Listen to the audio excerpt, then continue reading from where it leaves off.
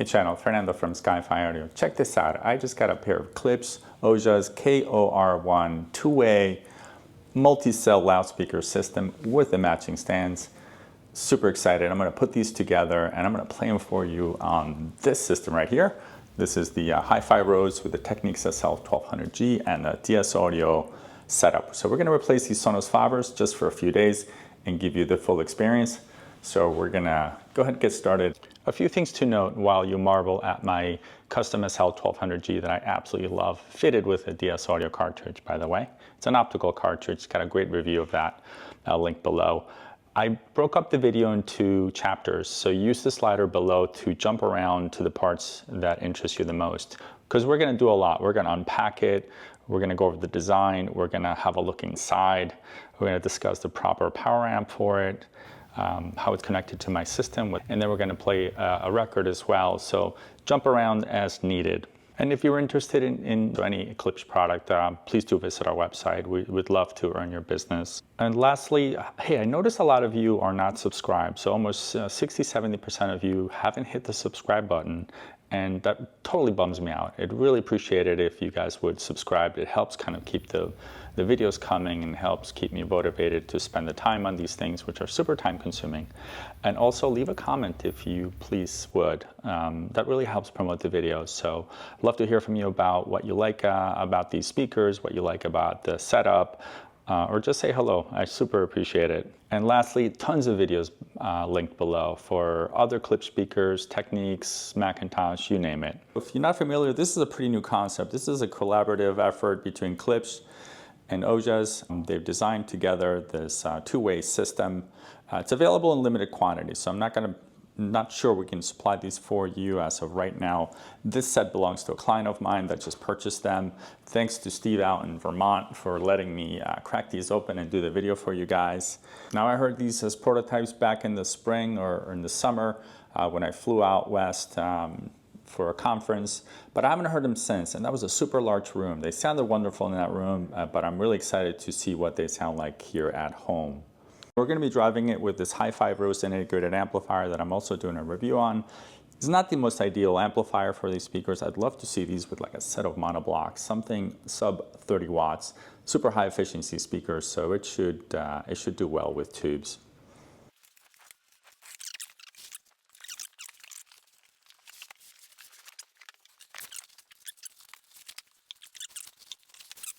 All right, let's look at the horn. Pretty simple. We've got some screws here we're going to take off. And the horn seems to have these little rubber pads that are going to rest here on the wood, and 3 attachment points. Let's take a look at the feet here. They've got a screw-on type foot here. Looks to be adjustable, but there should be enough compliance on the rubber where you don't really have to adjust these.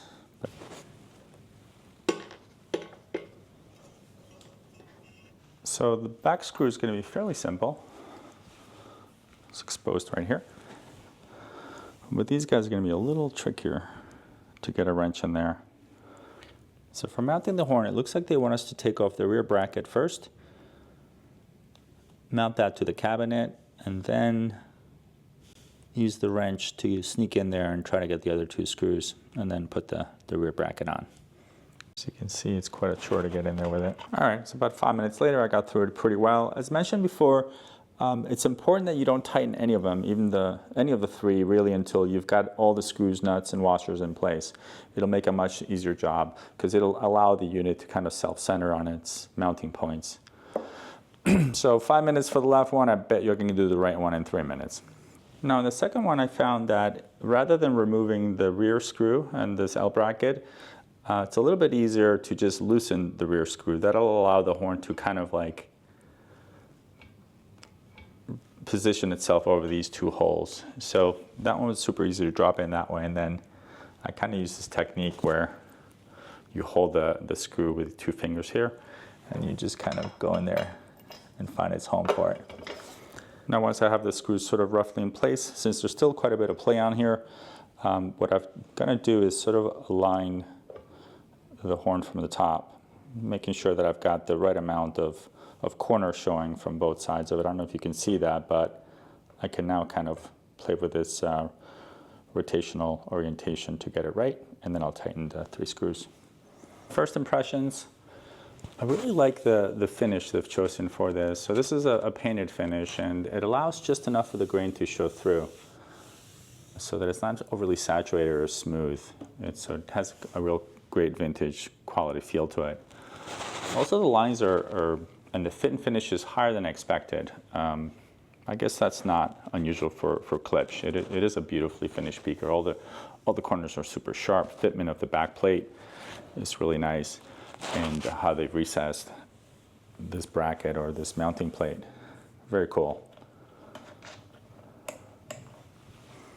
On the back, we see the typical Klipsch nameplate with the name of the person that tested the system, and then some certifications, etc. At the bottom, we're going to see our input terminals. And these are all metal, very nice quality binding posts. And again, this plate's been recessed beautifully. And then right here at the bottom, I see another name tag. This one references the model number, the date of manufacture, the edition, which is 40, and made by the person who assembled it. And lastly, at the bottom, which is kind of cool, it says made in both Hope, Arkansas and Brooklyn, New York. Now the cabinet size feels about the same size as a Heresy, but with the addition of the stands that we're going to put it on and the horn, it's going to appear or present like a much bigger speaker in its space. So next part's pretty easy. We're just going to go ahead and install this jumper between the cabinet and the horn. So we've got a set of really cool vintage looking, almost fabric coated jumpers.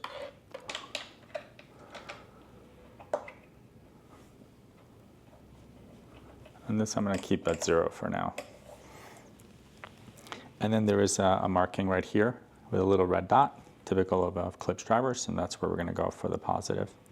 All right, so you want to push it in as far as you can, but be careful not to bend anything or stress the connectors themselves.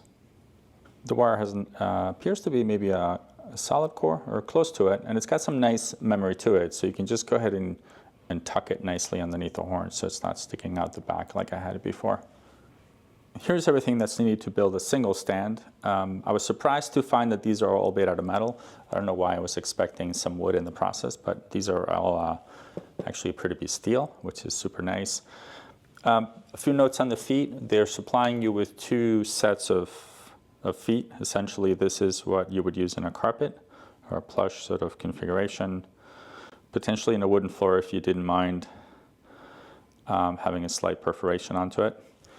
And then you can replace the spike tip with a rubber insert instead of the same length. And this would be for a tile, marble, anything of the sort. I've got a marble 4 here, so I'm going to go with this guy right here. We've got a Klipsch wrench, and then another one open end wrench, and a bunch of screws and nuts for the whole thing. I'm not going to bore you with this process, but I'll go over some of the highlights as I go through it. So this is bottom plate. Stickers go on the bottom, and the process of putting the feet on is just a matter of first threading in the rubber, or your choice of the tips into it, and then just putting the nut in place. When installing the first riser, it's important that you keep in mind proper placement. There is a slot here for routing the cable up the stand, so you have to kind of make sure that you've picked the right piece.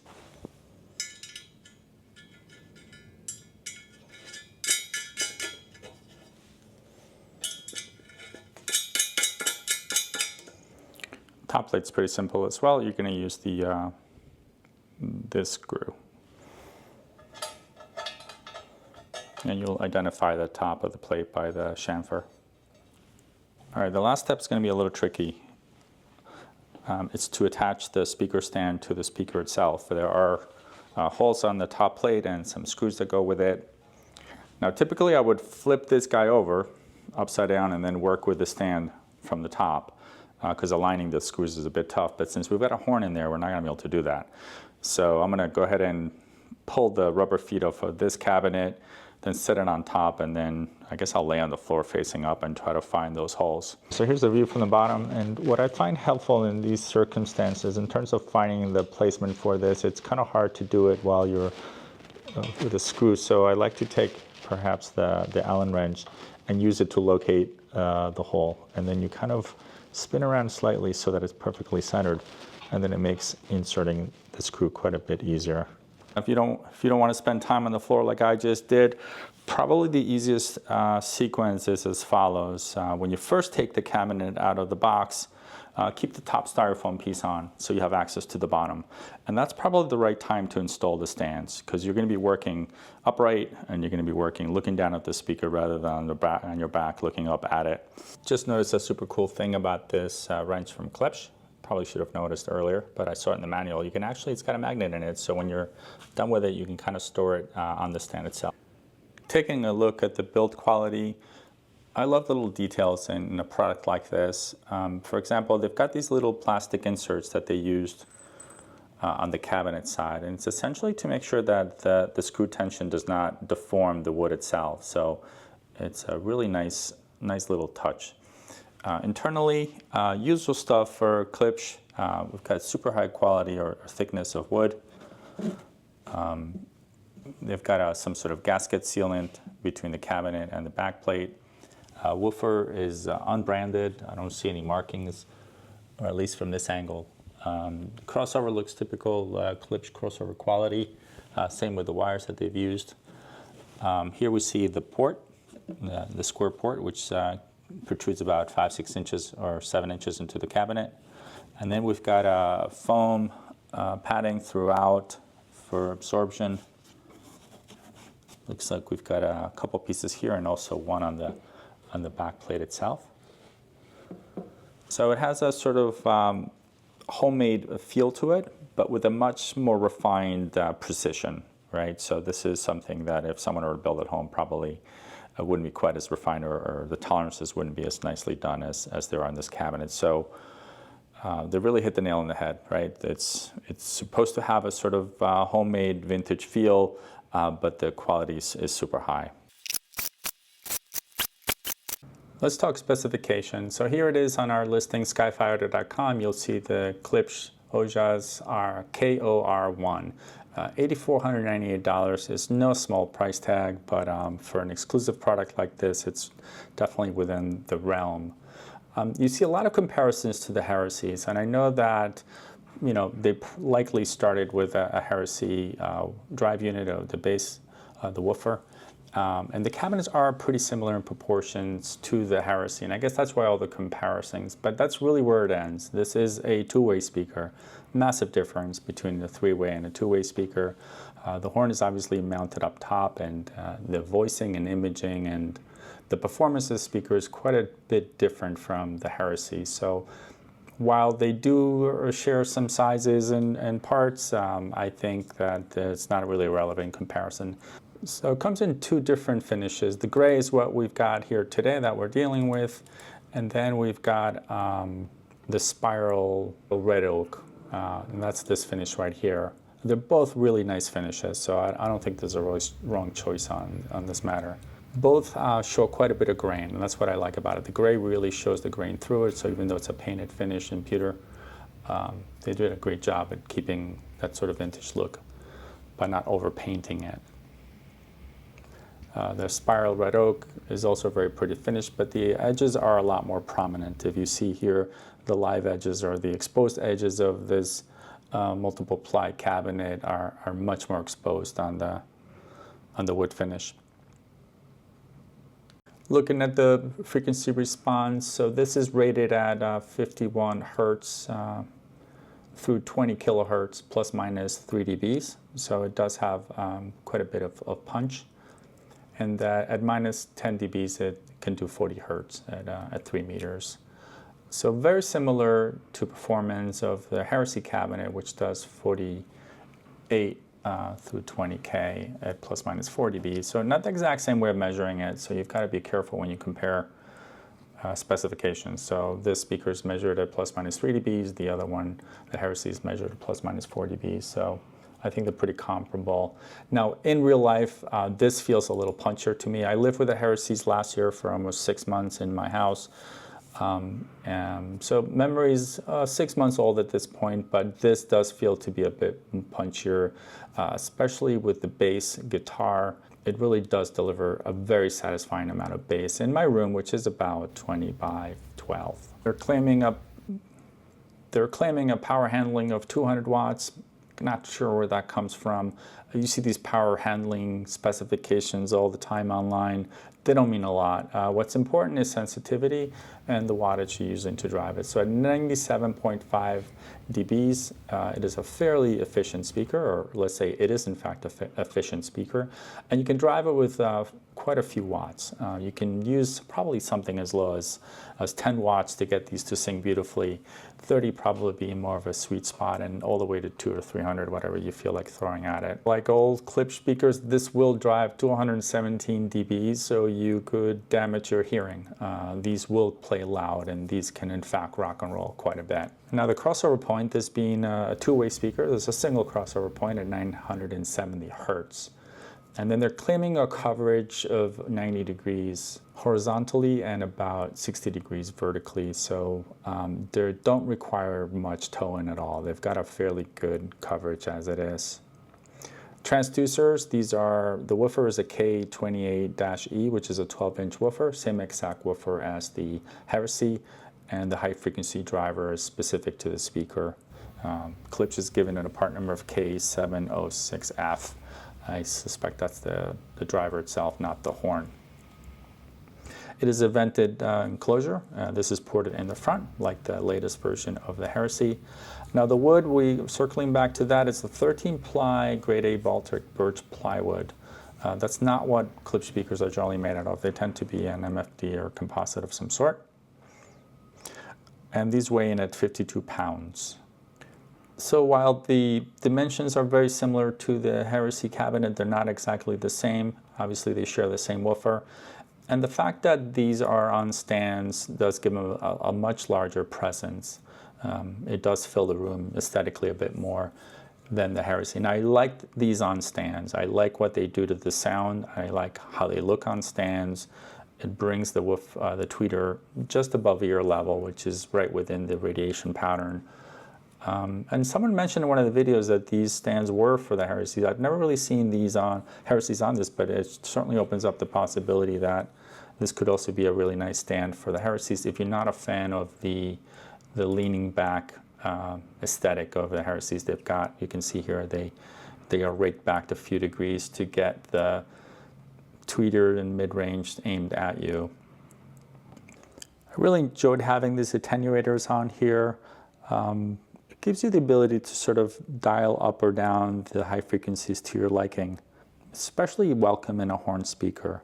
And it'll be very room dependent. This room was a bit lively. I do have a lot of hard surfaces, tons of marble and glass. So most of my listening was done at the -1.5.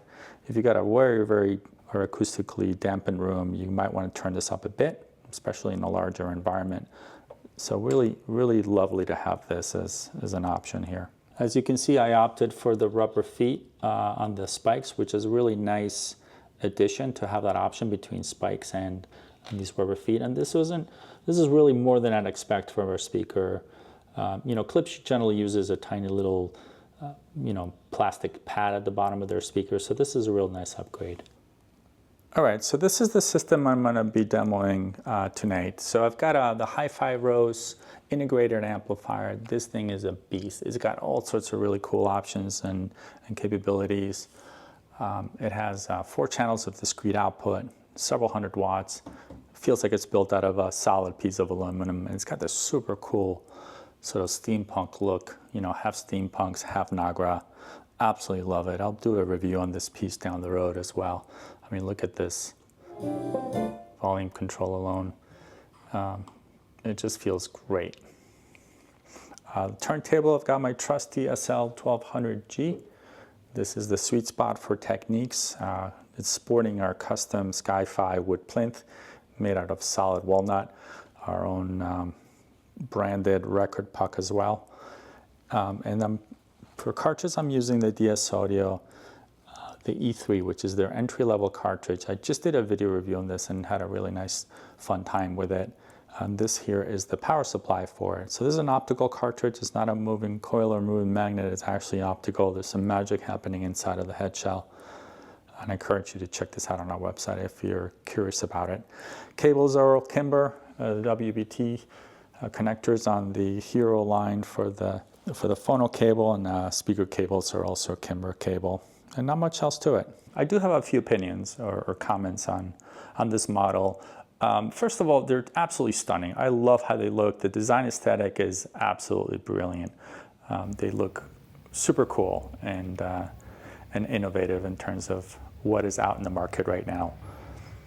Now, they're a great size and they fit very nicely for this room. This room happens to be about 20 by 20.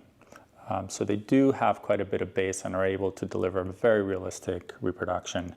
Aesthetically, I'm not sure the gray was the right choice. There's a lot of gray in the apartment, but it kind of clashes a bit with the color, that sort of creamy color of the center console. So in retrospect, I probably would have chosen the other finish, which has more of a yellow cream hue. I think that might have looked a little bit better here. But out of the two finishes, if you're not sure, the gray is definitely the statement color for this model. Now, although they share, some of the design with Klipsch, they sound very different. I can't really compare them to any other Klipsch speaker in many ways. Bass-wise, they are a little bit better than the Heresies. I'm not sure why. Maybe it's because they're off the floor, or maybe the dimensions are slightly different. But they do have a more realistic impact or bass response, which I really enjoyed. I never felt at any point that these needed a subwoofer or any other assistance at the low end. Even though the rating is at 50 Hertz, it's tuned very, very nice. Now, the thing where these really are different from Klipsch, in my experience, was the imaging. I was not able to get a super detailed, focused image, a center image on the speaker, which I don't particularly care for anyway. But they did not focus the singer or the performer as well as some of the Klipsch do.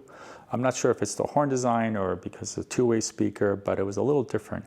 But what it did do super, super well, it threw a very, very large realistic soundstage. It was wide and broad and lovely. I enjoyed it quite a bit. So stay tuned for part two. In part two, I'm going to play a couple of records.